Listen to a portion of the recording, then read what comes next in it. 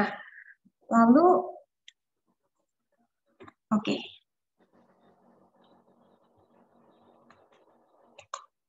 Nah, ketika kita berbicara sakinah, sakinah itu apa sih gitu ya? Apakah itu sebuah nama minimarket ya atau nama supermarket? Kalau di Surabaya ada nih supermarket namanya Sakinah ya. Nah, kalau di luar kota ya mungkin ada juga mungkin Sakinah itu berupa apa gitu ya, tempat-tempat convenience store atau apapun gitu ya seperti itu. Tapi secara terminologi Sakinah ini mengandung makna tenang ya. Mengandung makna tenang, tentram, damai, merasa dihormati, terhormat, aman, nyaman, merasa dilindungi, penuh kasih sayang, dan memperoleh pembelaan. Artinya ketika kita berbicara tentang rumah tangga sakinah, maka rumah tangga yang ingin dibina adalah rumah tangga yang penuh dengan ketenangan, penuh ketentraman, penuh damai, ya. Lalu juga ada bentuk saling menghormati, aman, nyaman. Sebagai pasangan kita merasa dilindungi, gitu ya, dan perasaan yang penuh dengan kasih sayang, ya. Masya Allah, siapa di sini yang tidak berharap ya demikian, ya? Yang sudah menikah tentu juga bisa memunculkan perasaan-perasaan ini, gitu ya, agar kita bisa senantiasa merasakan rasa sakinah, gitu ya, sebagaimana di awal-awal pernikahan, ya. Lalu seperti apa sih gitu ya ciri rumah tangga sakinah? Oke, saya mau mengajak interaksi nih. Masya Allah udah 90 partisipan ya, luar biasa nih. Semangat banget nih kayaknya kalau tema-tema tentang keluarga ya. Oke, dari 90 terus bertambah ya. Oke, terus bertambah terus nih Masya Allah ya, 93. Oke, sip. Ya, saya mau mengajak berinteraksi nih. Kira-kira menurut teman-teman semua yang ada di sini, ciri rumah tangga sakinah itu yang seperti apa? Silahkan tulis di kolom chat. Enggak, silahkan. Silahkan tulis di kolom chat ya. Kira-kira ciri rumah tangga yang sakinah itu seperti apa? Apakah seperti rumah tangga kita? Insya Allah ya. Oke, menurut damai, tenang, tetap tenang saat bersama maupun saat sedang bersama, menenangkan dan hangat ya, Masya Allah, seperti kopi di waktu senja mungkin ya. Anak-anak senja ya, nyaman, jarang ribut, oke, jarang ribut. Seperti rumah tangga Rasulullah, Masya Allah, ciri-cirinya seperti apa nih? Oke, bahagia, nah ya, ada yang mengatakan bahwa bahagia ya. Saya yakin di sini ketika berbicara tentang rumah tangga, pernikahan atau keluarga, pasti harapannya adalah ingin rumah tangga yang bahagia gitu ya. Sehingga seringkali ketika kita itu berekspektasi bahwa setelah menikah itu saya akan bahagia, nah ternyata bahagia itu butuh diperjuangkan gitu ya. Enggak semudah yang dibayangkan. Butuh perjuangan untuk bisa mendefinisikan arti bahagia. Nah, maka seringkali proses menyamakan persepsi tentang definisi bahagia ini seringkali memancing konflik ya, dan ada keributan-keributan kecil yang justru malah akan membuat semakin hangat gitu ya interaksi dengan keluarga. Kok bisa ya? Ada keributan malah bikin hangat ya. Insya Allah nanti akan kita bahas ya. Oke, sudah 99 plus ya, Masya Allah. Ini tema tentang sakinah-sakinah kayaknya nomor 1 ya, semangat banget ya. Bahkan tadi sebelum jam setengah 8, sudah banyak ya, Masya Allah. Oke, karena sudah ini ya, sudah menyatakan semua pendapatnya. Oke, kita bahas satu-satu ya. Rumah tangga sakinah yang pertama adalah rumah tangga yang didirikan atas dasar ibadah ya. Teman-teman ya, saudaraku semuanya, bahwa saya yakin setiap yang ada di sini khususnya ketika berbicara tentang keluarga, pasti yang ada di benak kita itu adalah bagaimana kita mendasarkan pernikahan kita ini dalam rangka beribadah ya. Saya ingin beribadah gitu ya. Saya ingin menikah gitu ya dalam rangka beribadah. Pasti di benaknya seperti itu. Tetapi lupa ya bahwa yang namanya ibadah ya, sesederhana apapun deh, bahkan sholat 5 waktu yang kita kerjakan setiap hari ya, itu butuh pengorbanan ya, butuh suatu hal yang kita tempuh ya, ada kesulitan yang kita tempuh untuk bisa sampai kepada yang namanya apa namanya, ibadah. Bahkan ketika kita sholat saja, ya kita butuh wudhu dulu. Ya kalau misalkan lagi di rumah enak ya, sumber mata air so dekat ya, kita bisa wudhu kapanpun gitu ya. Tetapi kalau mungkin kita lagi safar, di mana mungkin kita itu susah untuk mencari tempat buat wudhu ya, susah juga untuk bisa mencari apa namanya, tempat yang proper untuk sholat dan lain sebagainya, maka dibutuhkan yang namanya pengorbanan, dibutuhkan yang namanya pemakluman, penyesuaian, selama misalkan memang itu sesuai dengan apa yang sudah Rasulullah contohkan ya. Kayak misalkan ketika nggak ada air maka kita bisa tayamum, ketika misalkan tidak memungkinkan kita untuk sholat menghadap kiblat ya proper sebagaimana sholat di rumah misalkan, atau di masjid misalkan, kita bisa sholat di kendaraan misalkan ya, selama kita mengikuti apa yang Rasulullah contohkan. Nah, artinya ketika kita berbicara bahwa pernikahan juga adalah ibadah, maka tentu ada hal yang harus kita perjuangkan, ada hal yang harus kita upayakan ya. Karena apalagi ketika berbicara pernikahan ya, ada yang mengatakan bahwa pernikahan adalah ibadah terlama ya, ibadah terlama. Kalau sholat kita ada waktu jedanya dari satu sholat ke sholat yang lain. Puasa ada waktu puasa, ada waktu bukanya. Sedekah, ada waktu kita bersedekah, ada waktunya mungkin kita mengerjakan aktivitas lain. Tapi yang namanya kita berumah tangga, ya, yang namanya kita berkeluarga, itu nggak ada cutinya, ya. Di sini ibu-ibu, ya, yang sudah ibu-ibu di sini pernah nggak cuti gitu? Jadi ibu, aduh bosan deh, ya, saya pengen cuti seminggu aja. Ya nggak mungkin gitu ya kita bisa cuti gitu ya.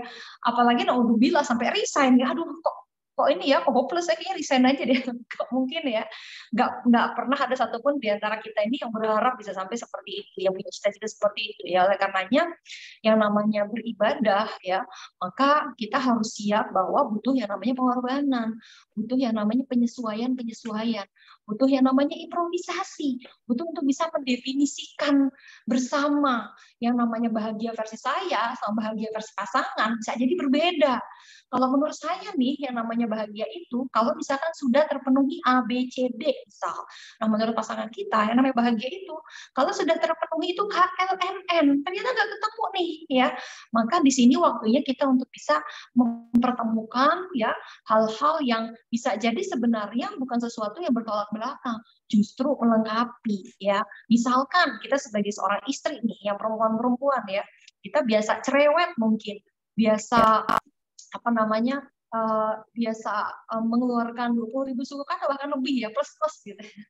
Ketemu sama pasangan tuh yang diem aja gitu ya, irit banget ngomongnya ya, jadi ngomong cuman ya, Dek bikin kopi, Dek bikin teh gitu ya. Kosakatanya bisa dihitung jari gitu ya. Yang diem aja ya. Apakah memang itu kita memang beda dunia gitu ya. Ternyata bisa jadi bahwa pasangan kita ini melengkapi kita. Bayangkan kalau misalkan istrinya 20.000 kata, suaminya 30.000 kata. Itu ngalah-ngalahin majelisnya ILC ya, saya yakin.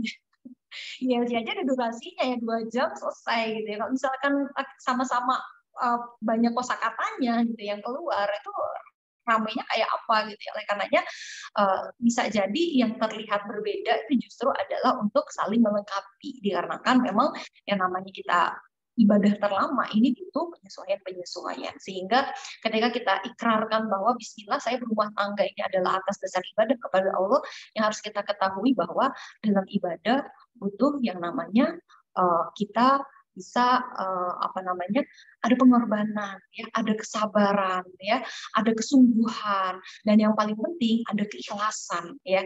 Dalam beribadah tentu ada keikhlasan agar ibadah kita itu diterima di sisi Allah ya. Lalu yang selanjutnya ya, ketika kita berbicara tentang ciri rumah tangga sakinah gitu ya, yang selanjutnya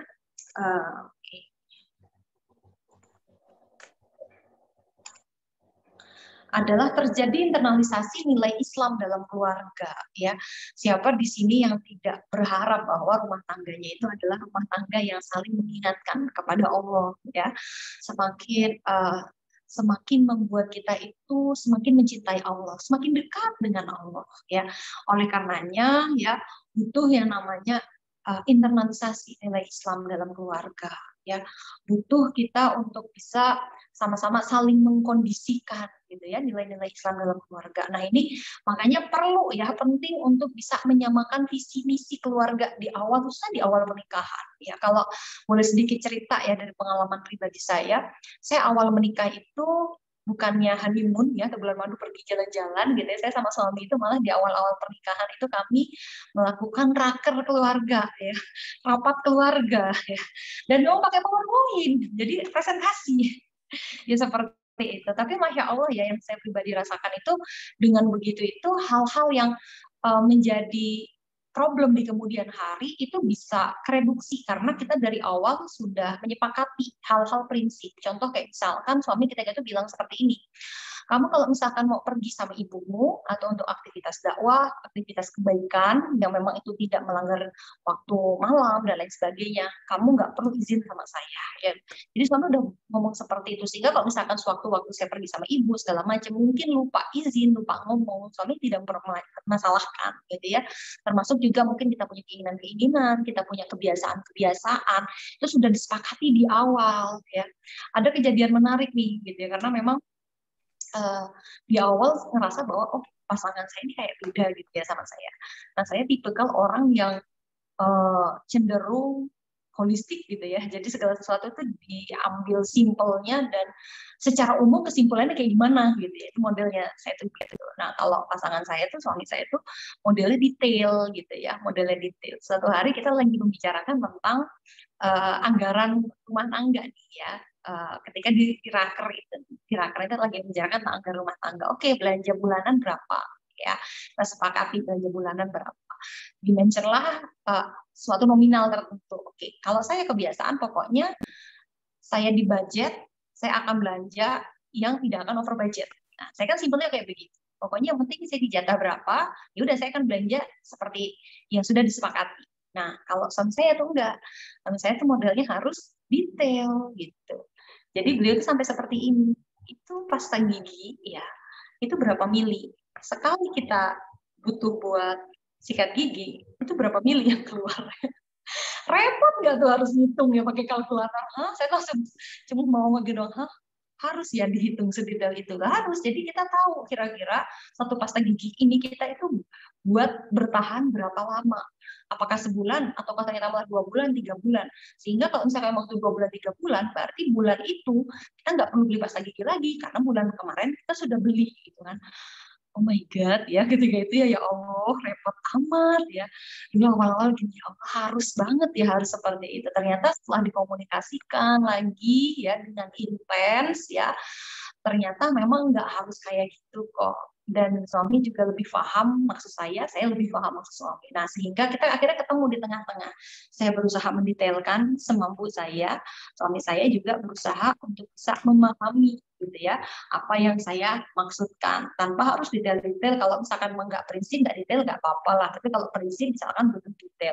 Ini contoh. Nah, kalau misalkan kita bicarakan itu gitu ya, dari awal kita sampaikan itu dalam rangka bahwa ini adalah bentuk kita untuk bertaaruf ya, mengenal pasangan kita gitu ya, dan dalam rangka bahwa ini adalah bagian dari ibadah. Jadi kalau misalkan ada konflik segala macam ya, bagaimana kita bersabar seperti itu, maka konflik-konflik kecil itu bisa direduksi gitu ya.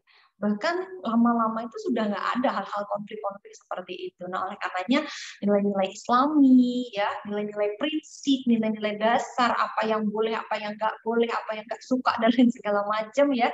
Apalagi kalau misalkan terkait dengan syariat gitu ya, dari awal tuh sudah disepakati bersama ya. Kayak misalkan contoh lagi ya, kalau saya dulu tuh suami nggak suka kalau saya tuh pulang malam, ya, jadi ada jam malamnya. Ya kalau misalkan selama nggak malam ya silakan. Selama itu tadi boleh gitu ya. Nah hal-hal seperti itu butuh diinternalisasi, apalagi ketika itu adalah nilai-nilai Islam. Pun juga ketika nanti sudah punya putra putri, bagaimana kita menginternalisasi nilai-nilai Islam itu dari percakapan-percakapan harian, dialog-dialog harian pembangkit iman ya. Kayak misalkan sesederhana kita mengganti kata-kata yang biasanya kita bilang mama mau pergi atau ayah mau kerja ya, buat bisa beli susu. Nah, seperti itu bisa kita ganti dengan cara misalkan bunda mau berangkat kerja biar Allah ridho. Dengan keridhaan Allah maka Allah akan datangkan rezeki buat kita ya. Memang terkesan lebih panjang dan petik lebih bertele-tele mungkin gitu ya, tetapi disitulah terjadi awal dari dialog iman, pembangkit iman bagi putra-putri kita, bahwa yang mendatangkan rezeki itu bukan pekerjaan, yang mampu membelikan mereka mainan itu bukan gaji dari perusahaan tempat kita kerja, tapi yang mampu menggerakkan itu hanyalah Allah. Sehingga anak-anak kita terbiasa untuk meminta hanya kepada Allah. Dan ini butuh diinternalisasi. Dan dimulai dari simpel, dimulai dari pasangan. Seyakin kita ya, seyakin akan pertolongan Allah terhadap rumah tangga kita, maka anak-anak, anggota keluarga kita dan lain sebagainya pun juga akan semakin terinternalisasi nilai-nilai Islam dalam keluarga, ya. Lalu yang selanjutnya adalah adanya keteladanan dalam keluarga, ya. Ayah adalah kepala sekolah. Yang namanya kepala sekolah, tugasnya itu adalah untuk bisa membantu membuat suatu visi misi dalam sebuah madrasah, ya. Dan bagaimana membantu guru untuk bisa memberikan kemudahan dalam proses belajar mengajar di rumah, karena bagaimanapun ibu adalah madrasah, ya, ibu adalah guru, kepala sekolahnya adalah ayah. Tugas ayah adalah membuat kebijakan, tugas ayah adalah melindungi, tugas ayah adalah mewujudkan visi misi sekolah, visi misi madrasah keluarga. Nah, oleh karenanya peran dari masing-masing pihak ini butuh untuk bisa diteladankan oleh anggota keluarga. Istri butuh keteladanan dari suami, suami juga butuh keteladanan seorang istri, ya, bagaimana ia menjadi seorang istri bagi anak-anaknya, ya, seperti itu. Kalau misalkan dalam keluarga tidak ada keteladanan, ibu hanya ngomong aja, ya, tidak memberikan keteladanan, ayo kamu undang sholat, ya, ayo segera sholat, gitu kan. Nah, terus mama, kok mama diem aja? Itu mama kan lagi udur gitu ya, tapi mamanya sibuk drakoran misalkan. Ya itu gimana caranya anak bisa melihat keteladanan dalam rumah tangga, walaupun udur sekalipun, ya ketika memang waktunya sholat ya dikondisikan, ya, seperti itu. Lalu yang selanjutnya adalah adanya pembagian tugas sesuai peran, ya. Peran suami misalkan bagian tugasnya seperti apa, peran istri bagian tugasnya seperti apa, dan memang selama misalkan ada suatu kesepakatan, ya, kesepakatan keluarga, memang istri tidak punya tugas untuk memasak, nyapu, ngepel dan lain sebagainya, ya. Tapi kalau misalkan memang itu adalah pembagian tugas, oke. Ya, saya pernah dibilang gitu ya sama suami gitu ya. Kamu memang nggak harus memasak, kamu memang nggak harus nyapu ngepel. Tugas kamu cuma satu, ya, kamu taat kepada Allah dan taat kepada suami karena Allah. Oke, kalau gitu aku nggak usah masak nyapu ngepel ya. Tapi kalau suami kamu nyuruh kamu masak nyapu ngepel, ya kamu harus taat pada suami ya. Jadi pada prinsipnya adalah bagaimana kita bisa menyepakati hal-hal yang sesuai dengan peran, ya. Mungkin kalau yang saya alami ya, yang saya alami ya dalam apa namanya keluarga yang apa namanya dalam keluarga itu, kami sekali lagi rutin untuk mengadakan raker. Jadi raker itu nggak cuma di awal pernikahan, tapi setiap tahun kami ada raker. Nah, raker-raker ini menghasilkan salah satu di antara kebijakan raker itu menghasilkan SOP gitu ya, standar operating procedure, ya. Dalam rumah tangga itu butuh SOP. SOP apa ya? SOP seputaran apa ya? Misalkan kita butuh kesepakatan apa nih ya? Kalau dulu gitu ya, mungkin kalau ada yang pernah datang ke tempat saya itu sampai kita tempel gitu, SOP rumah tangga gitu ya. Ini ngapain aja, pembagian tugas ngapain aja, berapa kali melakukan ini, berapa kali melakukan ini, siapa ini tugasnya siapa. Pembagian tugas itu kalau saya karena saya alergi deterjen ya, jadi yang biasanya melakukan aktivitas berbau deterjen itu suami gitu ya. Nah, saya yang selain itu gitu ya, yang pokoknya nggak berbau deterjen ya, trika, masak ya seperti itu. Tapi kalau misalkan cuci piring segala macam itu suami. Nah, itu perlu kesepakatan ya, ada pembagian peran, dan pembagian peran ini butuh keteladanan gitu ya, butuh keteladanan. Artinya ketika udah ada pembagian peran seperti itu, bukan berarti misalkan ayah misalkan melakukan aktivitas seperti aktivitas ibu, yang misalkan memasak apa segala macam. Nah, ini butuh adanya penghargaan dan keteladanan, sehingga anak-anak juga belajar bahwa tugas untuk masuk ke dapur, tugasnya ngepel, itu bukan hanya tugas ayah, bukan hanya tugas ibu misalkan, tapi juga boleh kalau misalkan ayah mau ikut membantu, ya, selama sesuai dengan kesepakatan. Dan sekali lagi sesuai dengan peran masing-masing. Tidak merasa salah satu pihak merasa terintimidasi. Jadi memang ini harus berdasarkan kesepakatan masing-masing, ya. Lalu yang selanjutnya adalah terpenuhi kebutuhan jasad dan rohani gitu.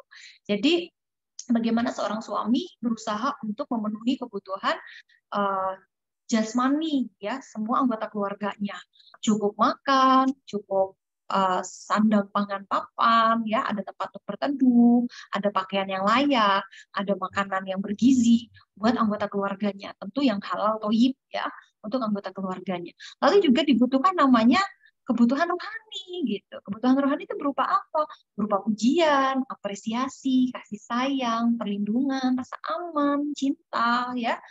Butuh mengenal love language dari pasangan kita gitu. Butuh mengenal love language dari anak-anak kita. Love language-nya ini berupa apa nih? Bahasa cintanya ini berupa apa nih? Oh, bahasa cinta pasangan kita nih misalkan berupa act of service, ya. Jadi butuh dilayani. Ya sudah, berarti cara kita menunjukkan cintanya adalah dengan act of service. Kita melayani, membuatkan kopi misalkan, buatkan teh misalkan, atau membuatkan mie tengah malam, ya. Biasanya Pak-bapak, ya, waktunya kita santai-santai gitu, pengen apa? Nggak pengen apa-apa, ya. Giliran udah tidur, makan mie enak nih gitu, ya. Kenapa nggak dari tadi Bapak, ya?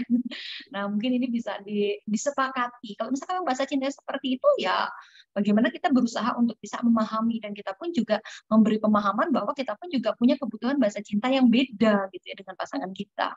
Mungkin kalau misalkan bahasa cinta itu kita lebih pada word of affirmation, ya. Sehingga para ibu nih biasanya suka bertanya, kamu sayang sama aku nggak sih? Para bapak kayak gitu tuh bukan berarti para istri itu meragukan cinta para bapak, ya, bukan. Tapi memang bahasa bahasa cintanya itu adalah senang digombalin gitu, ya. Butuh yang namanya afirmasi bahwa memang kita itu sebagai istri itu dicintai, ya. Kita itu perlu dipuji bahwa ih, kamu tuh cantik, kamu tuh masya Allah ya, luar biasa, terima kasih ya, bla bla bla, seperti itu, ya. Kadang hal seperti itu, hal sederhana, terima kasih ya sudah nyetrika bajuku, ya, itu bikin para istri melting, ya, senang gitu, ya. Hal sederhana itu tuh udah bikin senang banget gitu. Jadi bahkan kita insya Allah para istri, ya, para ibu-ibu di sini, ya, ataupun nanti calon ibu, kita insya Allah nggak butuh berlian kok, ya. Tapi kalau dikasih berlian ya nggak nolak juga, ya. Kita butuh sekedar diberi apresiasi, terima kasih sudah menjaga anak-anak, terima kasih sudah menyetrikakan bajuku gitu, ya. Kalau misalkan suami ini nggak peka-peka juga gimana nih, ya, kitanya yang kasih tahu, ya, karena kalau saya pribadi ini memang love language-nya salah satunya itu adalah word of affirmation, ya. Jadi hampir setiap hari tuh suka laporan gitu sama suami, saya suka laporan suami, aku loh sudah setrika, aku loh sudah cuci piring, aku loh udah ini. Jadi sebenarnya itu bukan pengen, bukan apa ya, bukan ngeluh sih, tapi lebih kepada pengen oh terima kasih ya sudah nyuci piring, terima kasih ya sudah nyetrika bajuku, lebih kayak pengen digitukan gitu, ya. Dan itu tuh kayak gitu tuh udah seneng banget gitu. Jadi bapak-bapak kalau istrinya nih ngasih kode, ya silahkan. Mungkin itu love language-nya, mungkin bahasa cintanya ini adalah word of affirmation nih. Jadi ya udahlah, penuhi aja kebutuhannya. Apa susahnya sih kita tinggal bilang iya, aku juga sayang kamu. Kalau misalkan kita istri bilang I love you, kita bilang I love you too gitu, ya. Apa susahnya ngomong kayak gitu, ya? Tapi istri udah bikin senang banget, ya, seperti itu. Dan itu sekali lagi jangan hanya didominasi oleh para pengantin baru gitu, ya. Yang udah di atas 10 tahun menikah itu justru harus tambah kencang gitu, ya, untuk bisa menyatakan cinta kepada istri setiap atau pada pasangan setiap harinya. Oke, lalu yang selanjutnya adalah menghindari kemaksiatan dan kesia-siaan, ya. Oleh karenanya, ya, mari kita jaga keluarga kita dari perbuatan-perbuatan naudzubillah maksiat ataupun juga sia-sia. Kalaupun misalkan kita mau quality time, ya, nonton film, jalan-jalan, dan lain sebagainya, pastikan kita niatkan adalah dalam rangka untuk bisa menguatkan bonding. Maka ketika kita niatkan seperti itu, nggak ada yang sia-sia. Sebagaimana Rasulullah juga kan mengajak balap lari, ya, istrinya, menonton pertunjukan pedang bersama istrinya. Ketika mau diniatkan untuk menguatkan bonding, maka hal hiburan sehari-hari itu menjadi suatu hal yang bernilai ibadah di sisi Allah ya.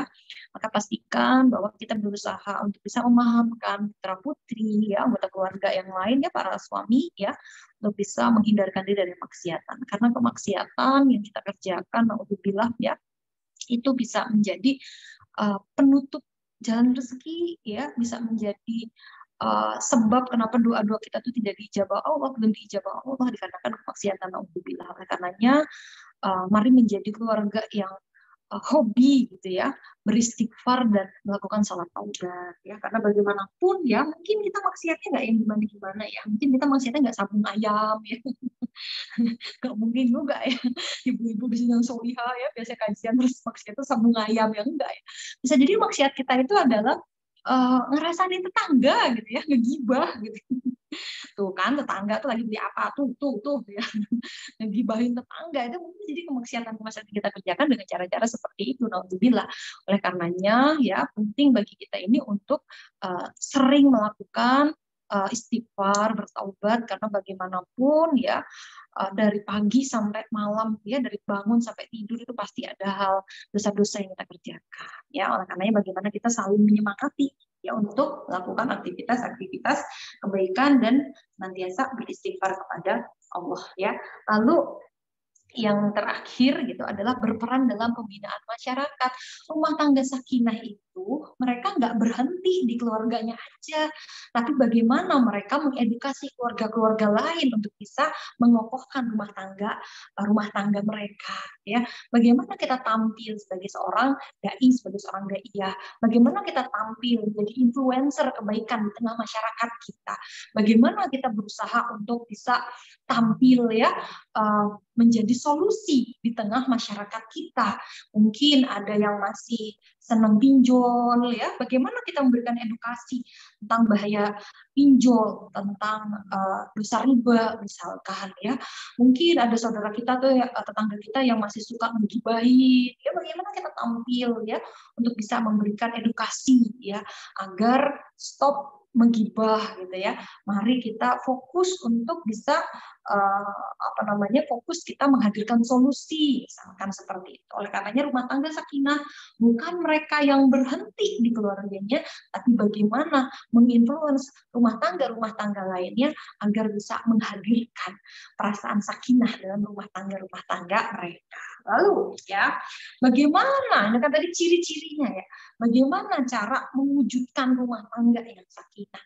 Yang pertama adalah libatkan Allah dalam segala urusan, libatkan Allah dalam segala urusan. Mulai dari yang para singgelilah itu pemilihan pasangan, kita minta sama Allah aja untuk biar Allah gerakkan hati kita ya, untuk bisa cenderung kepada apa yang Allah pilih, bukan apa yang kita mau ya. Para singgelilah di sini, halo ya. Kadang-kala nih para singgelilah nih yang biasa suka datang ke saya nih, ketika ada yang datang, aduh kok yang datang nggak yang sesuai sama kualifikasi ya, pengennya nggak yang kayak gini gitu ya. Jangan buru-buru nolak, jangan buru-buru say no. Coba minta Allah untuk bisa berikan petunjuk di hati kita. Dilibatkan Allah untuk segala urusan kita. Apapun sesimpel kita minta parkir ya di mall kan susah nih kalau misalnya nyari parkir apalagi kalau hari Ahad ya. Sesimpel kita nyari parkir di mall, libatkan Allah, minta kepada Allah, ya Allah, berikanlah parkiran yang nyaman, yang enak, yang gak jauh-jauh ya Allah.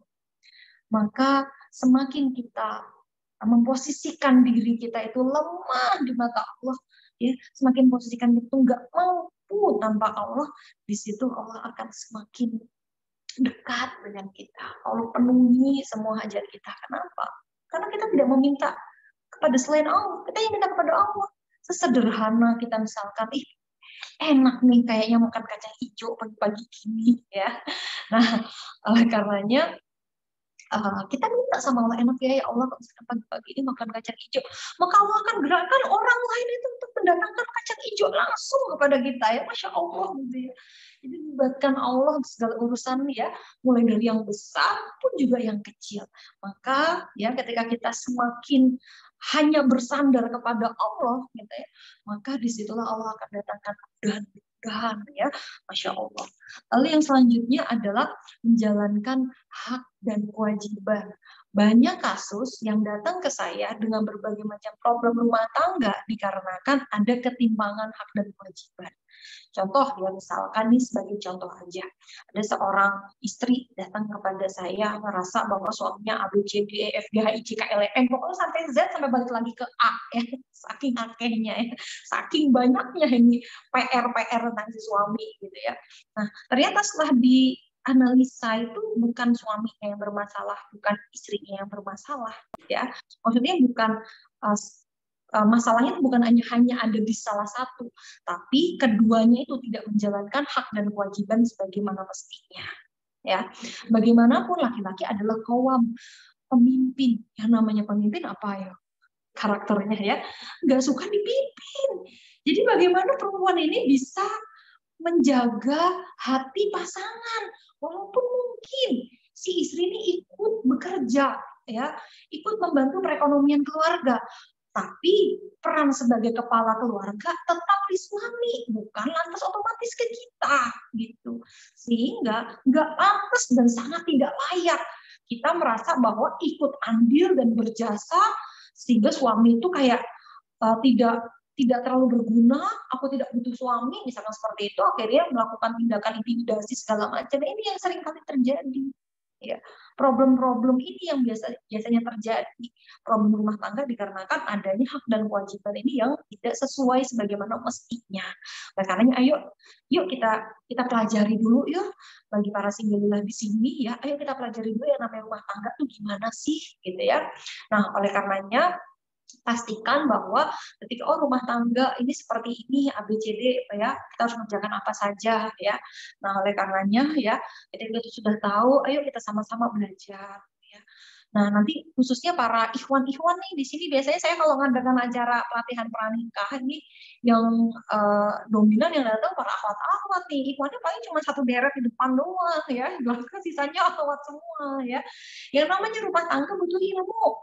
Ya, yang namanya butuh ilmu bukan cuma para istri aja, calon istri atau calon ibu. Justru yang butuh lebih banyak ilmu adalah para calon suami atau calon ayah, ya. Karena di pundak mereka lah tanggung jawab untuk mentarbiyah, untuk membina keluarganya itu ada dalam tanggung jawab suami, ada dalam tanggung jawab laki-laki. Ya, sehingga bagaimana para calon suami ini juga butuh untuk bisa mengupgrade ilmu. Jadi kalau ada acara-acara kayak gini, jangan yang cuma disuruh ikut cuma istrinya aja, udah mama aja yang ikut ya. Para bapak juga harus semangat karena bagaimanapun ya, seringkali problem rumah tangga yang datang di meja konsultasi ya ke saya itu dikarenakan ketimpangan atau ketidaksesuaian dalam menjalankan hak dan kewajiban. Ya. Lalu yang selanjutnya adalah bagaimana cara agar mewujudkan rumah tangga sakinah, saling menghormati dan percaya. Ya, apalagi kebutuhan laki-laki itu dihormati. Ya, mungkin nanti pada episode selanjutnya kita akan bahas tentang kebutuhan laki-laki perempuan ya, psikologi suami dan istri gitu ya. Kebutuhan laki-laki itu adalah dihormati. Dan kalau misalkan perempuan atau istri ini mencederai kebutuhannya pasangan, itu akan membuat laki-laki itu akan susah untuk bisa balik respect kepada si istri gitu ya. Sehingga ya wajar kalau misalkan ya dalam rumah tangga suami cenderung dingin ya, kayak malas berkomunikasi, cenderung atau bahkan alhamdulillah sampai kasar ya, dikarenakan mungkin istri tidak memberikan bentuk penghormatan atau respect kepada pasangannya ya, ataupun juga kepercayaan. Nah, termasuk ya jangan sampai kita punya kebiasaan untuk ngepoin ya chat WA pasangan kita atau DM pasangan kita gitu ya, seperti itu. Nah, ini di antara hal yang mungkin bisa menjadi problem rumah tangga ya, salah satu yang sering juga datang ke pinjaman konsultan saya itu juga dikarenakan istrinya selalu kepo gitu ya dengan chat WA dari pasangannya. Jadi dikepoin gitu ya. Akhirnya menimbulkan kecurigaan ya. Dan karena ya sudahlah, belajar percaya aja, nggak usah kepo-kepo ya. Kalaupun misalkan suami minta tolong, ayo nih lihatin chat WA saya atau misalkan nih PIN ATM saya dan lagi segala macam, kita tetap harus menjaga kepercayaan dan menjaga privasi pasangan. ya seperti itu. Karena banyak sekali nih problem rumah tangga dikarenakan kekepoan. Ya, jadi rumah tangganya itu ibarat kepompong ya, kadang kepo kadang rempong ya. Lalu yang selanjutnya itu adalah bagaimana cara agar mewujudkan rumah tangga yang sakinah adalah bagaimana mudah memaafkan. Ya.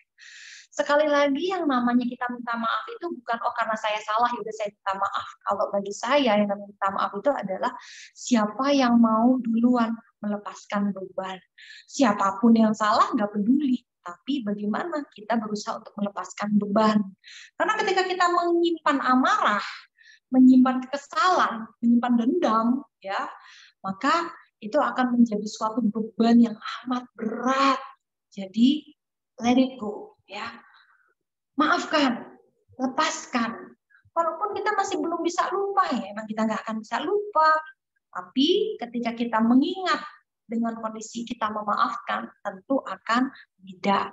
Jadi sudah maafkan. Walaupun suami kita nih kerjaan naruh anduk basah setiap hari di mana-mana, ya sudah makan ya emang gitu ya mampunya kayak gitu ya, ayolah apa susahnya kita tinggal naruh aja. Ya, atau misalkan si istri nih kerjaan goceng ngomel aja ya, sudah maafkan. Ya mungkin dia nggak mungkin juga ngoceh ngomel sama Bu RT, Bu RW, rame masuk lantai turah kalau kayak gitu ya. Jadi bisa dibiarkan, emang dia ingin menyampaikan passionnya mengeluarkan 20.000 kata per hari, ya biarkanlah, anggaplah itu radio ya buat hiburan ya, seperti itu ya.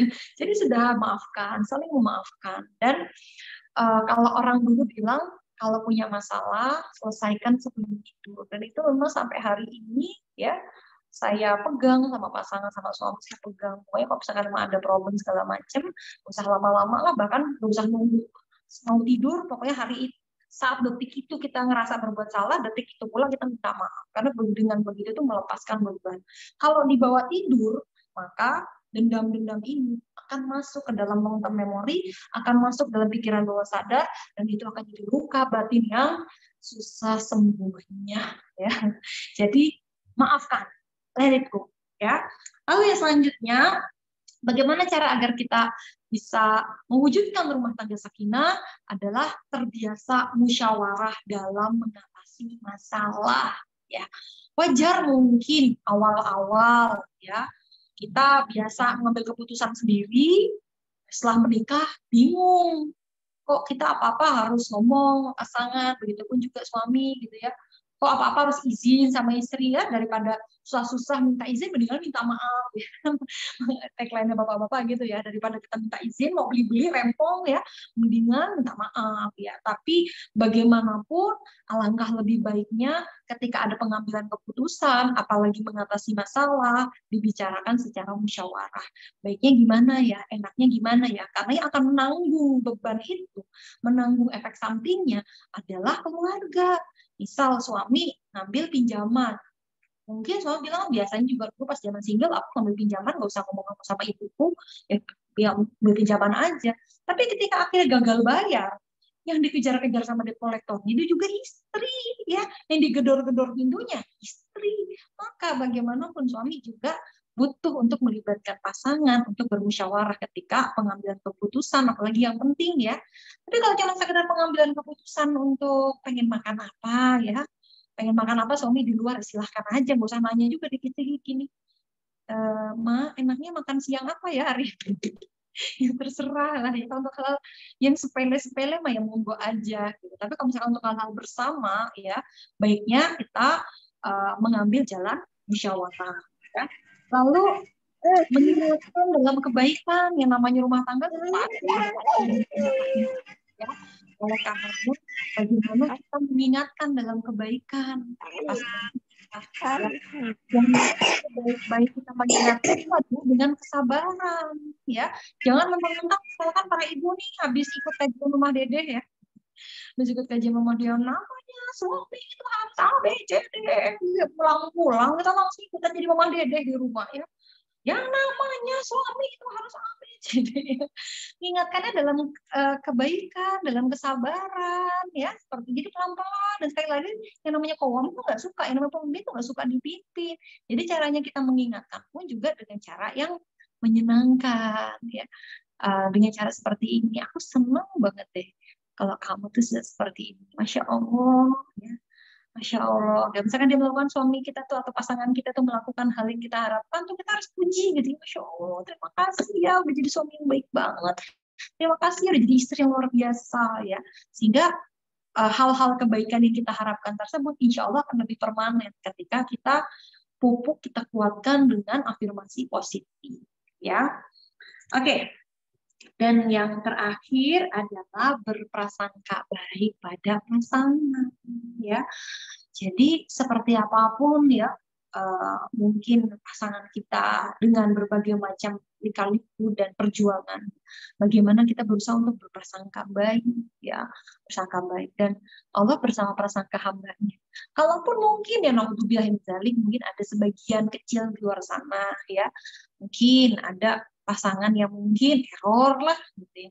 Tapi kekuatan kita berprasangka baik kepada pasangan, insya Allah itu yang akan membantu ya, akan membantu agar ia kembali kepada jalan kebaikan.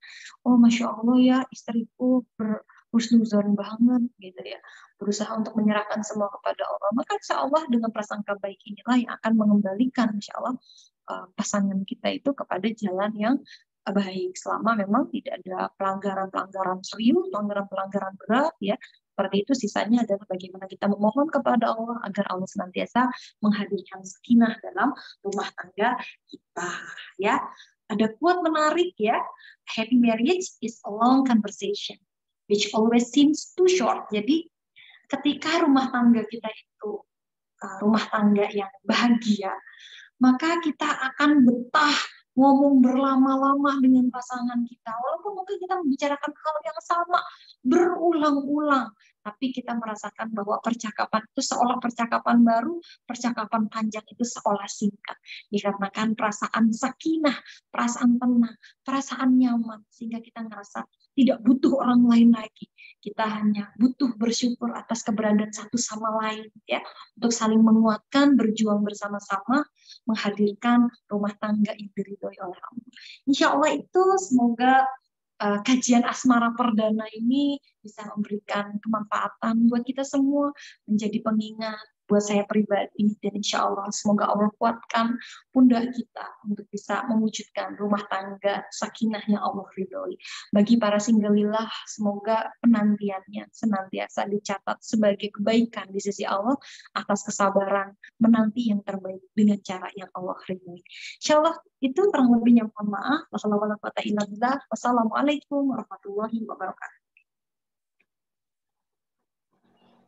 Waalaikumsalam warahmatullahi wabarakatuh. Masya Allah sekali. Terima kasih dari materi yang sudah disaringkan oleh Ustazah Nuri Fauzia. Mungkin dari teman-teman peserta ada yang mau ditanyakan, boleh ditanyakan langsung atau boleh ketik di kolom komentar. Ada yang mau langsung bertanya, boleh langsung dinyalakan mikrofonnya.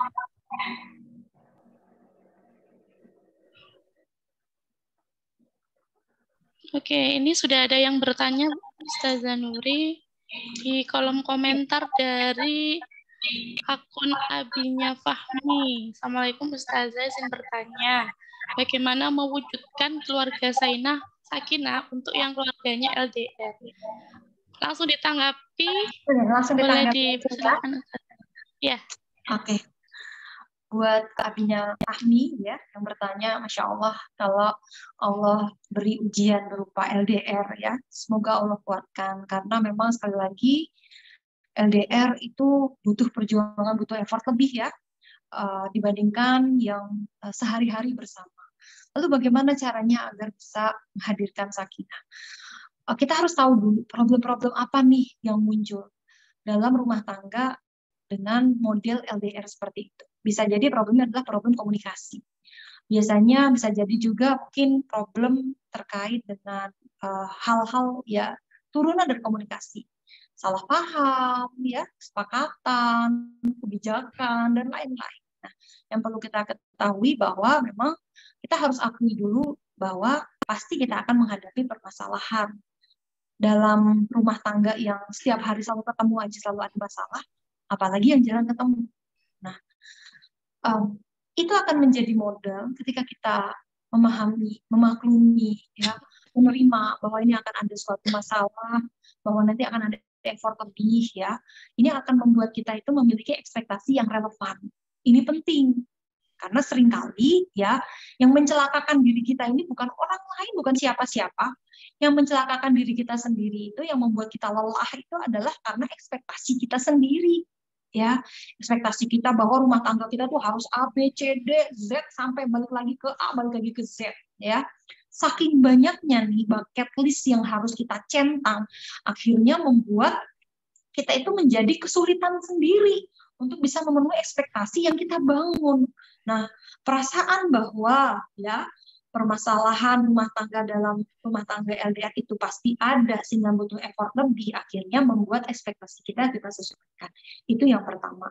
Yang kedua adalah bagaimana kita berusaha untuk bisa mencari pola komunikasi yang sama-sama nyaman. Ya, misalkan kita nyamannya dengan cara seperti apa ya komunikasi. Sebenarnya ya, yang paling sulit dari LDR itu bukan LDR-nya, ya. Memang LDR sulit ya. Tetapi kalau misalkan LDR ditambah ada perbedaan waktu, ini yang double sulit combo ya. Karena pas kita waktunya pengen komunikasi, istri kita lagi tidur, pasangan kita lagi tidur ya. Pas waktunya pasangan kita lagi pengen komunikasi, gantian kitanya yang tidur. Nggak nyambung nih jam biologisnya ketemunya. Ya. Oleh karenanya, kalau misalkan masih dalam zona waktu yang sama, nah ini relatif bisa kita siasati gitu. Nah, oleh karena tinggal bagaimana cara komunikasinya. Komunikasi dengan cara seperti apa? Apakah komunikasi dengan video call? Apakah komunikasi dengan chat?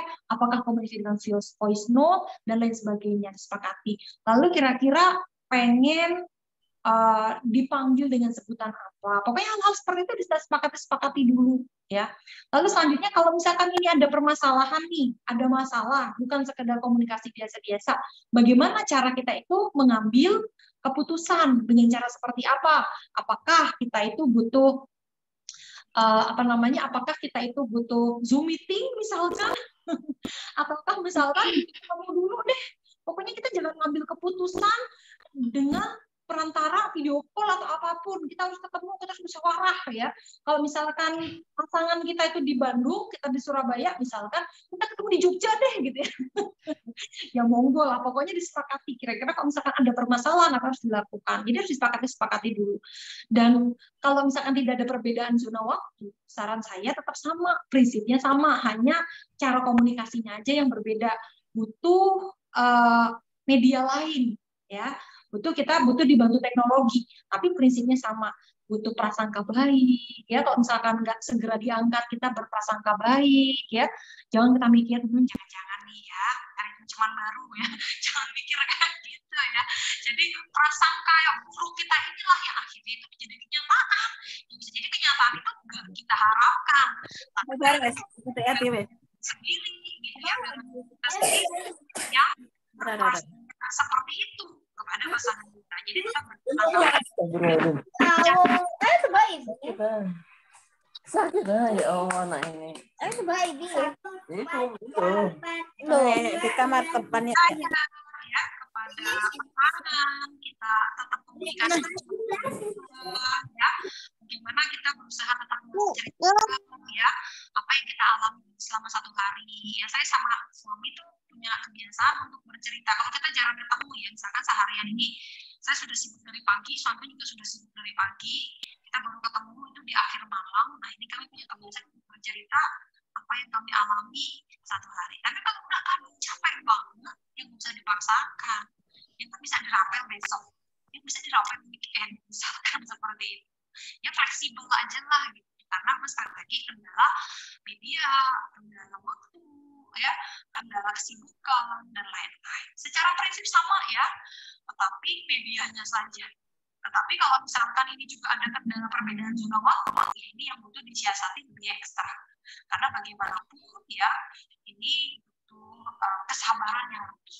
Lalu tetap saja, saran saya tetap disepakati paling lama berapa lama nih kita tidak ketemu. Jadi kalau misalkan oke disepakati paling lama kita tidak ketemu tuh 1 bulan atau misalkan 2 bulan misalkan. Nah, kalau misalkan memang sudah sampai batas 2 bulan, ya segera ketemu.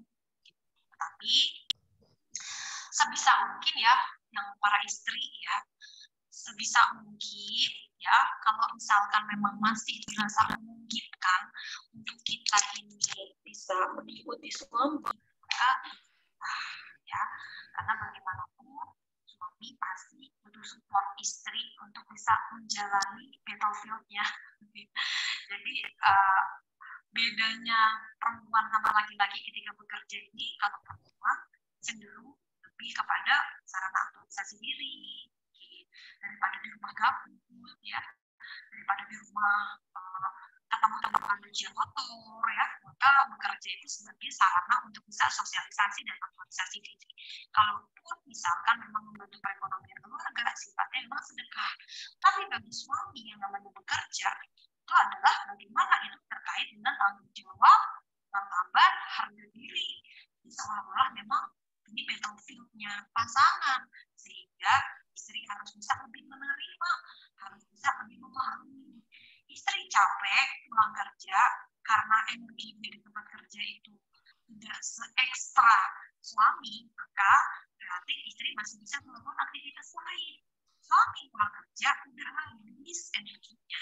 Jadi ya maklumlah kalau misalkan suami itu butuh lele, ya, butuh me time, ya. Seperti itu dibiarkan dulu. Nanti setelah selesai me time-nya, baru ditanya, bisa bantu saya enggak? Nah, gitu. Jangan, aku juga capek, emang kamu aja yang capek? Aku bisa langsung lanjut cuci piring. Masa kamu bantuin dengan anak aja nggak bisa sih? HP terus ya. Nah inilah yang akhirnya menimbulkan keributan dalam rumah tangga ya. Ya mungkin itu aja ya. Jadi kemana-mana nih jawabannya. Tapi mudah-mudahan atau mungkin ada pertanyaan sejenis juga sudah bisa terwakili gitu ya. Jawaban tadi jalan itu ya. Mungkin enggak ini dari yang raise hand kayak ini semangat banget ya. Oke. Baik, terima kasih Ustazah Nuri. Mohon maaf tadi yang terakhir suaranya agak jauh. Oh, ini suara saya sudah jelas lagi belum? Belum. Oh, oke. Gimana ya?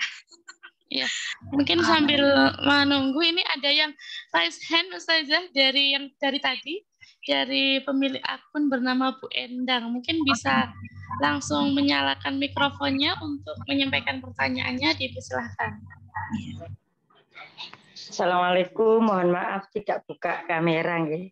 Mboten menapa nggih. Enggak apa-apa. Nggih, mboten apa-apa. Monggo Ibu silahkan. Iya, ini mohon maaf sebelumnya apa ya yang disampaikan Ustazah Nuri Fauziah itu ideal ya, ideal sekali dan memang harapannya seperti itu gitu ya. Tapi kehidupan ini seringkali tidak sesuai harapan gitu ya. Dan juga kebetulan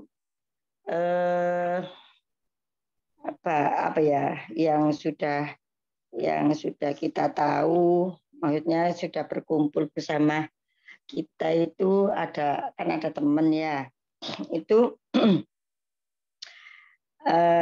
bertemunya dengan saya ya, itu sudah dalam keadaan berkeluarga gitu ya. Kemudian ada permasalahan gitu ya. Kalau harapan saya barangkali di lain waktu mungkin ya ada sesi jadi konselor gitu untuk kontinuitas gitu ya. Karena kalau menyelesaikan masalah itu kan tidak sepihak gitu ya. Untuk menyelesaikan satu permasalahan rumah tangga itu tidak hanya satu pihak gitu, perempuan saja atau laki-laki saja gitu ya, istri saja atau suami saja gitu. Jadi satu itu harapannya mudah-mudahan ya di forum pertama ini ada kelanjutan bahasanya konselor gitulah, gitu ya, konselor rumah tangga gitu ya. Itu yang kedua karena ini sudah bahasanya itu sudah di titik titik kejenuhan dan titik terakhir kayaknya ya, yang takutnya saya memberikan solusi yang salah gitu ya, atau memberikan apa pendapat yang keliru gitu ya. Ini apa takutnya saya karena sudah ya cukup putranya 4 ya, udah puluhan lah, mungkin 10 tahun lebih mungkin ya berumah tangga gitu ya. Jadi sudah di titik akhir yang apa rumah tangga itu tidak bisa dipertahankan gitu ya. Apa ada apa ya, barangkali ada link gitu ya, ada jalan ya. Salah satunya tadi yang pertama konselor itu ya. Itu sudah kita lakukan pertemuan tapi tidak tidak berhasil gitu ya, tidak berhasil untuk dipertemukan gitu ya. Yang ini itu apakah ada link untuk bisa membantu mengelingkan, maksudnya mengelingkan, membantu rumah tangga seseorang ini untuk kembali gitu. Jadi kembalinya kalau misalkan bisa, kalau nggak bisa ada bantuan enggak dari mungkin nanti forum ini berkelanjutan, itu ada bantuan apa yang harus dilakukan gitu. Karena sementara ini saya membantunya sebatas diselesaikan dengan keluarga, nanti kalau sudah mentok baru orang luar yang membantu gitu. Itu mungkin karena permasalahannya kompleks Ustazah Nuri tadi. Ini permasalahan keluarganya cukup kompleks dan berulang gitu ya. Jadi kita pun sebagai apa ya saudara sesama Muslim gitu ya, yang beriman itu kesulitan untuk bisa membantu secara optimal karena memang harus kedua belah pihak gitu ya. Tidak bisa satu pihak saja, dan kita kepingin keluarganya itu utuh. Kenapa? Karena punya putra dan putri gitu ya. Harapannya tidak sampai berpisah kalau bisa. Tapi kalau Allah berkehendak lain kan kita tidak bisa mempertahankan itu gitu.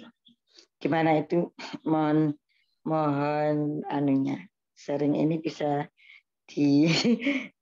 direspon Ustazah dan Mbak Devin ya. Baik, matur nuwun Bu Endang. Matur nuwun atas pertanyaannya. Waalaikumsalam. Mungkin langsung ditanggapi sama Ustazah Nuri nggih. Mohon maaf, masih di mute Ustazah Nuri.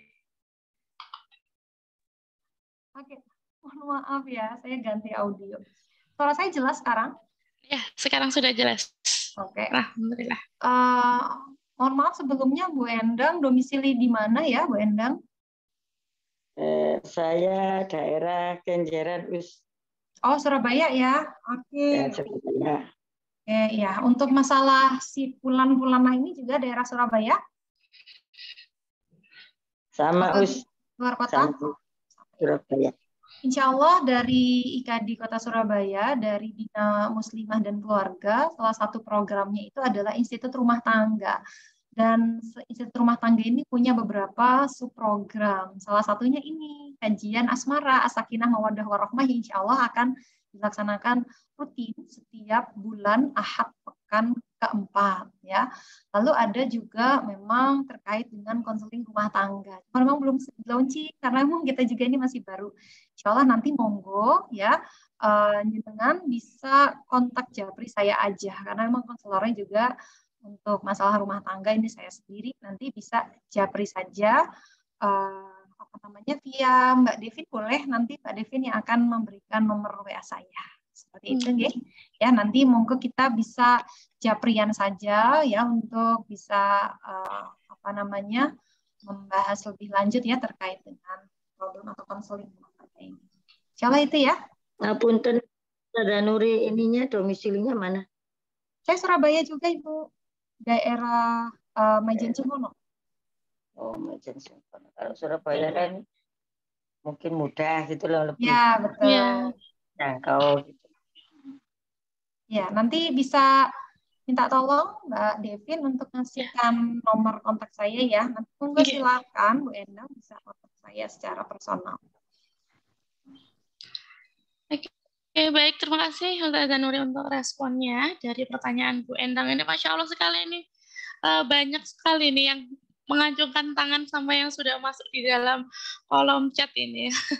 Jadi saya coba satu lagi ya, yang mau bertanya langsung dari Umi Haris. Monggo Umi Haris dipersilahkan untuk menyalakan mikrofonnya.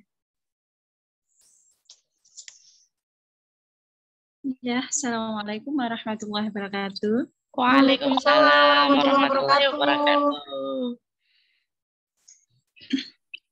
Ustazah, saya mau bertanya. Oke, monggo silakan. Gimana cara kita untuk mencikapi agar rumah tangga kita itu selalu samawa? Apakah kita itu harus selalu sebagai kodatul hajat selalu mengalah sama suami dan mengikuti perintahnya, sedangkan keinginan sang istri itu nggak pernah terpenuhi. Misalnya itu kayak pendapat untuk mendidik anak. Saya pengennya anak itu seperti ini. Tapi sang suaminya itu nggak mengizinkan. Terus bagaimana cara menyikapinya? Contoh ringan saja. Keinginan saya ingin menyekolahkan anak di lembaga Islam, contohnya madrasah. Walaupun sekarang di SDN juga ada agamanya, tapi keinginan saya itu lebih ke madrasah. Sedangkan suami inginnya itu dimasukkan ke sekolah dasar. Bagaimana itu untuk menyikapinya? Terima kasih Ustazah. Assalamualaikum. Waalaikumsalam warahmatullahi wabarakatuh. Matur nuwun Bunda Umi Haris nggih. Monggo langsung ditanggapi Ustazah Nuri Fauzia. Oke, langsung saya tanggapi ya. Yang namanya memang kita berkomunikasi dengan pasangan itu butuh yang namanya seni ya. Tidak hanya sekedar butuh teknik, tapi juga ada seninya ya. Bagaimana cara dalam hal ini kita sebagai istri bisa menyampaikan gagasan kita secara asertif ya. Bagaimanapun istri juga tetap boleh menyampaikan gagasan dan kita boleh menyampaikan keinginan kita, apa yang menjadi bayangan kita, pandangan kita kepada pasangan kita dengan cara asertif. Asertif itu apa? Asertif itu adalah bagaimana kita menyatakan pendapat tanpa menyinggung perasaan orang lain. Kita lega karena pendapat kita bisa tersampaikan, orang lain yang mendengar gagasan kita pun juga tidak merasa tersinggung ataupun tersakiti. Seringkali ya permasalahan terkait dengan komunikasi dengan pasangan dikarenakan cara kita berkomunikasi ini tidak sesuai dengan kebutuhan pasangan, tidak sesuai dengan modalitas atau cara pasangan kita itu menyampaikan gathering atau mendapatkan informasi. Dan ini seringkali menimbulkan yang namanya miskomunikasi. Ya, nah kalau misalkan boleh dirunut-runut lagi, memang khususnya ini buat pesan buat para single lah ya, yang mungkin insya Allah setelah ini udah punya angan-angan rencana untuk segera mewujudkan rumah tangga, maka ini penting untuk bisa dibuat kesepakatan di awal. Karena di awal ini mumpung di awal ini masih ada perasaan desir-desir cinta ya, desir-desir halus ya, jatuh cinta segala macam ya, secara hormon juga masih dominan hormon-hormon seperti dopamin ya, seperti itu sehingga butuh kesepakatan di awal. Tapi kalau misalkan sudah melalui fase 3 tahun bahkan 5 tahun pernikahan, memang yang dalam tanda petik yang butuh ditingkatkan ini perasaan sakinahnya, gitu, karena mawadahnya itu biasanya di awal-awal pernikahan. Nah, tapi kalau misalkan udah kadung udah 5 tahun, 10 tahun menikah, nih apa harus saya lakukan? Ya, yang pertama memang sekali lagi nggak ada kata terlambat. Selama di situ kita ada kemauan, ada keinginan kita untuk bisa membangun kembali pola komunikasi yang baik, maka di situ pasti selalu akan ada jalan. Ya, nah lalu yang selanjutnya apa yang harus dilakukan? Bisa jadi pasangan kita itu tidak mendengarkan omongan kita segala macam, mungkin dikarenakan punya pengalaman tidak menyenangkan di masa lalu sebelumnya, mungkin dengan kita ataupun dengan masa kecilnya, mungkin pernah melihat ketidaknyamanan gitu ya dalam keluarganya. ketidakidealan dalam rumah tangganya, dalam keluarganya. Akhirnya itu kebawa gitu sampai dewasa. Ataupun juga pernah kita itu menyatakan pendapat dengan cara yang seolah-olah tidak menghormati pasangan, seolah-olah pasangan tuh nggak nyaman gitu ya, ketika kita tuh menyampaikan gagasan ya, menyakiti rasa kawamahnya gitu ya, kan bagaimanapun laki-laki nggak suka kalau misalkan istri itu tidak menghormatinya. Nah, oleh karenanya itu harus dilakukan. Kita minta maaf terlebih dahulu, minta maaf ya. Kita ibaratnya mencoba ngeriset lagi ya rumah tangga yang sudah dibina mungkin 10 tahun, 5 tahun, 10 tahun, kita riset lagi, kita mulai lagi dari awal ya. Kita dengan cara apa? Yuk kita sama-sama yuk secara umum, kita ini saya berbicara tidak hanya kasusnya ini aja ya, tapi secara umum gitu. Karena saya yakin perbedaan pendapat, komunikasi yang nggak nyambung, ketidaknyamanan dalam menyatakan pendapat ini, saya yakin bukan hanya kasus-kasus ini aja, pasti ada kasus-kasus lain juga nih yang biasanya tuh pola-polanya berulang. Nah, oleh karenanya perlu disepakati dulu kira-kira nyamannya gimana ya. Ini saya ngomong kayak gini memang terkesan ideal ya, tapi memang ini sudah saya praktekkan sendiri dan berhasil gitu. Artinya selama ada kemauan di situ pasti ada jalan. Yang penting kita yakin dulu bahwa ketika kita niatkan lillahi ta'ala, ikhlas karena Allah, lalu kita sempurnakan dengan ikhtiar-ikhtiar terbaik, maka di situ Allah akan berikan rumah tangga sakinah kepada keluarga kita, pada rumah tangga kita ya. Lalu kita sepakati kira-kira apa yang Mas gak suka sih dari saya, apa yang harus saya perbaiki. Kalau misalkan saya punya pendapat, kira-kira menurut Mas seperti apa, seperti itu. Jadi kita harus sepakati. Lalu kita sampaikan juga, saya pengennya begini, saya pengen begitu. Itu butuh namanya dialog ya. Nah, bisa jadi ada ketidaknyambungan seperti ini dikarenakan ya intimasi pasangan ini sudah berkurang ya. Jadi yang namanya pasangan ini harus intim, harus lengket ya. Bahkan pisah sebentar aja tuh udah kangen gitu. Jadi pisah setengah jam nih kita kayak udah kangen ya, udah kangen ya pasangan kita gitu ya. Seperti itu. Itu seharusnya seperti itu, idealnya demikian. Karena yang namanya cinta dalam rumah tangga itu bukan cuma butuh komitmen aja, tapi butuh passion atau gairah dan intimasi ya, keintiman. Dan ini butuh yang namanya diusahakan. Nah, bisa jadi ketidaknyambungan ini karena intimasinya ini sudah mulai berkurang atau bahkan naudzubillah nggak ada. Nah, makanya butuh ada intimasi lagi. Intimasi ini bukan sekedar berhubungan suami istri ya, tapi kayak misalkan sentuhan, pelukan, rangkulan, ciuman, di pipi, di kening, di bibir, seperti itu adalah bagian dari kita membangun hubungan dengan pasangan. Dan itu harus dilakukan kapan? Setiap hari, ya. Nah, jadi ini perlu dilakukan ya dengan pasangan setiap hari.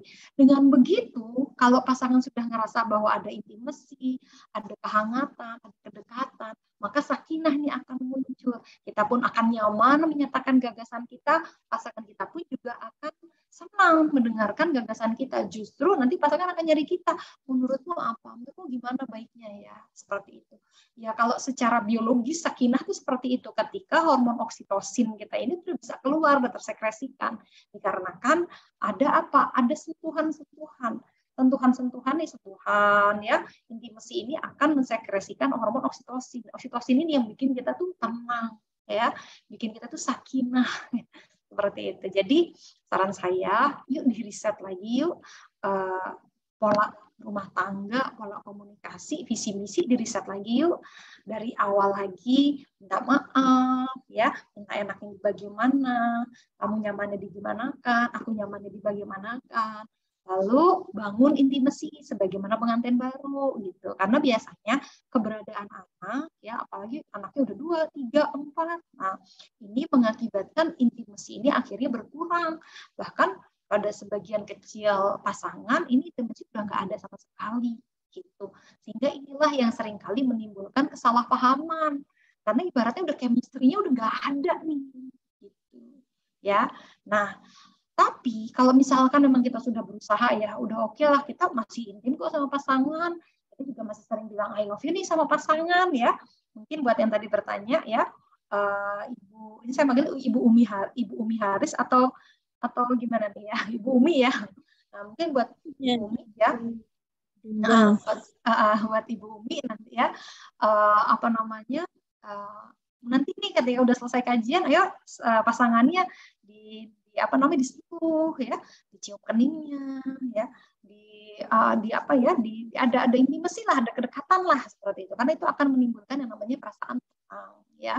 Nah, kalau sudah demikian, maka ketika kita sudah merasa tenang sama pasangan, kita akan menganggap bahwa pasangan kita ini adalah aman bagi kita. Kenapa sih kita cenderung nggak mau dengerin pasangan? Karena ngerasa bahwa kamu tuh tahu apa sih, kamu tuh nggak ngerti gitu ya. Idemu itu tuh mengacaukan rencana saya gitu. Jadi seolah-olah masing-masing ini punya rencana sendiri-sendiri yang butuh untuk direalisasikan sendiri-sendiri. Padahal namanya rumah tangga, namanya keluarga itu direalisasikannya bareng-bareng. Nggak bisa salah satu aja. Walaupun suami ini adalah kepala sekolah ya. Nah, kepala sekolah kan butuh guru untuk bisa mewujudkan visi misi. Bayangkan kalau misalkan kepala sekolah nggak punya guru, terus siapa yang mau ngajar murid-muridnya? Kan nggak sanggup juga kalau kepala sekolah juga ikut ngajar juga. Kan jadi kan butuh guru, butuh kompak nih antara kepala sekolah dan guru. Nah, kalau misalkan sudah ada namanya sakinah, ada ketenangan dikarenakan adanya intimasi seperti itu, maka ya kita akan menganggap pasangan kita ini seperti partner, bukan lagi orang yang membuat kita tuh merasa terancam. Nah, nanti pendapatku pasti dibantah deh. Nanti aku pasti gak diterima deh. Nanti aku ditolak deh. Jadi seolah-olah tuh secara bawah sadar kita itu ada perasaan bahwa kita harus menang debat dari pasangan kita. Kita harus bisa ngegolin pendapat kita. Nah, cenderung seperti itu. Jadi diriset lagi ya pola rumah tangganya, komunikasinya, nyaman nggak nyamannya dengan cara seperti apa, lalu ditingkatkan intimasinya, maka insya Allah nanti kita kalau bermusyawarah, ya kita punya gagasan segala macam, insya Allah akan lebih bisa didengarkan oleh pasangan. Insya Allah nih saya sampaikan ini karena memang saya udah ngalamin sendiri gitu. Jadi iya sih oke lah, memang itu ideal, tapi ya idealisme itu tetap bisa kita realisasikan selama ada kemauan dan senantiasa melibatkan Allah. Karena Allah yang akan mampukan, bukan karena hebatnya kita. Kita makhluk yang serba lemah, nggak mampu apapun tanpa Allah. Jadi kalau ingin menghadirkan rumah tangga yang sakinah, pastikan kita libatkan Allah. Mudah bagi Allah untuk membolak-balikkan hati pasangan, mudah bagi Allah untuk membuat pasangan kita cenderung kepada apa yang kita harapkan, ekspektasikan. Kita minta sama Allah. Kalau belum kita, nanti aku ditolak nih, nanti aku begini, nanti aku begitu, kita udah berprasangka buruk duluan, maka itu yang akan terjadi. Insya Allah itu ya, semoga bisa menjawab. Mungkin ini pertanyaannya banyak banget ya. Iya. Bisa dilanjut ya episode selanjutnya. Iya. Karena keterbatasan waktu, mohon maaf untuk teman-teman, untuk sahabat Institut Rumah Tangga, nanti bisa diikuti aja follow Instagramnya Institut Rumah Tangga mungkin ya, nanti yang belum sempat bertanya, atau tadi juga saya sempat baca-baca chat room, ada yang sudah menanyakan apakah ada link YouTube-nya, karena keterbatasan kuota kita pada 100 peserta, mohon maaf sekali lagi. Terus tadi juga ada yang tanya apakah ada WhatsApp grupnya, Masya Allah ya antusiasnya. Nanti monggo teman-teman bisa stay tune aja update-updatean terbaru di Instagram institut.rumah-tangga. Agenda kajian asmara ini insya Allah akan dilaksanakan setiap bulannya di pekan keempat. Untuk remindernya nanti juga akan diinformasikan di Instagram. Nah, acara ini diselenggarakan oleh IKADI dan supported by Salimah, seperti itu ya. Mohon maaf belum bisa menjawab langsung pertanyaan dari teman-teman, nanti akan kita bahas lagi di kajian bulan depan insya Allah. Kurang lebihnya mohon maaf yang sebesar-besarnya. Terima kasih atas antusiasnya. Untuk agenda terakhir mungkin jika berkenan boleh foto dulu, yang masih belum pakai kerudung boleh siap-siap dulu, yang sudah monggo dinyalakan kameranya, kita akan ambil dokumentasinya. Karena ini Masya Allah ada 4 slide, saya kasih instruksi. Saya tunggu. Saya hitung dengan 5 hitungan ya. 1, 2, 3, 4, 5. Oke, untuk slide pertama ya. Silahkan diperlihatkan giginya, senyumnya. Meskipun udah jam 9 malam, nggak apa-apa ya. Kita senyum dulu. 1, 2, 3. Nah, sebentar. Saya save dulu. Sekarang giliran slide yang kedua. Saya nggak tahu ini siapa yang ada di slide kedua. Mohon untuk tetap tersenyum ya. Tetap tersenyum Saya ya. hitung. Tetap Ya. on point. Oke, saya hitung lagi sampai 3. 1, 2, 3, tetap tersenyum. Oke, sebentar. Akan ada 4 slide lagi, kurang 2 ya. Slide selanjutnya. Nah, di slide selanjutnya bisa tetap senyum lagi ya. Saya hitung sampai 3. 1, 2, 3. Oke, kurang 1 slide lagi. Di slide terakhir. Siapa ini yang ada di slide terakhir? Oke, boleh tersenyum lagi ya. Terakhir, ini terakhir. 1, 2, 3. Oke. Sudah semuanya terdokumentasi. Sekali lagi terima kasih untuk teman-teman yang telah mengikuti. Kurang lebihnya mohon maaf yang sebesar-besarnya. Jika tidak ingin ketinggalan informasinya, bisa follow Instagram institut.rumahtangga. Insya Allah kita akan mengupdate info-info yang akan agenda-agenda yang akan kita selenggarakan. Insya Allah itu kurang lebihnya. Mohon maaf yang sebesar-besarnya. Terima kasih Ustaz Zanuri yang sudah sharing pada malam hari ini. Sampai berjumpa lagi. Terima kasih antusiasnya, Masya Allah. Ya, Sampai ketemu di kajian asmara bulan selanjutnya. Iya. Sekali lagi terima kasih untuk ayah bunda semuanya, untuk teman-teman para singgelilah, apapun itu. Selamat istirahat dan selamat melanjutkan aktivitas. Wassalamualaikum warahmatullahi wabarakatuh. Waalaikumsalam warahmatullahi wabarakatuh. Matur nuwun semuanya. Monggo tadi Bu Endang bisa japri ya, bisa DM untuk bisa diinfokan nomor WA pribadi saya. Buat yang lainnya terima kasih sudah bergabung. Sampai ketemu lagi ahad depan. Ahad keempat di bulan depan ya. Terlalu semangat nih sepertinya ya. Oke. Mohon izin untuk mengakhiri meeting ini ya. Saya end meeting. Terima kasih.